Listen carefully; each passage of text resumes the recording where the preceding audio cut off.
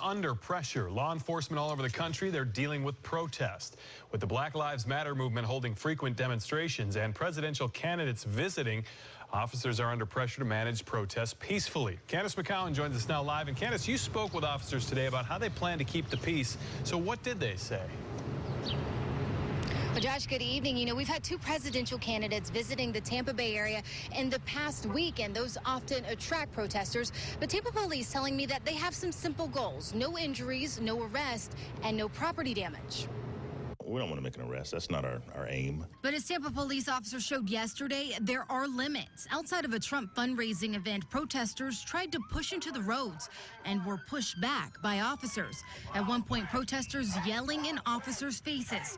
Tampa Special Operations Major Ronald McMullen saying 90% of the protesters are law-abiding, but the other 10%?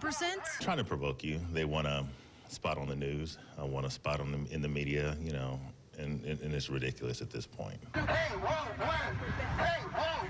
TPD officers are trained to not react emotionally. And one Black Lives Matter organizer telling us the group only wants to spread their message, calling TPD respectful. Is it appropriate to be yelling in an officer's face or not listening to the commands they give?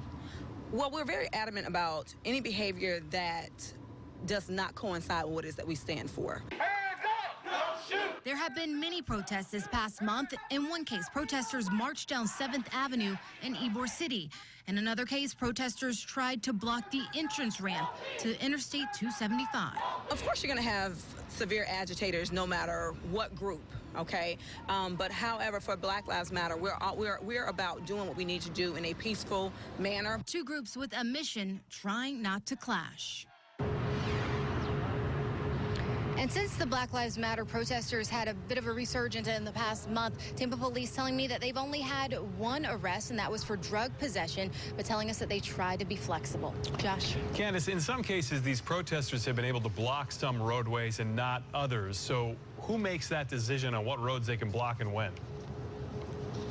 Yeah, police say that they're not allowed to block major thoroughfares, but if it's a smaller street that they can detour traffic around, that they'll allow them to do that. But they also say when those presidential candidates come to town that they're going to keep them a distance away from them. Josh? All right, Candace McCowan live for us in Tampa. Thanks so much.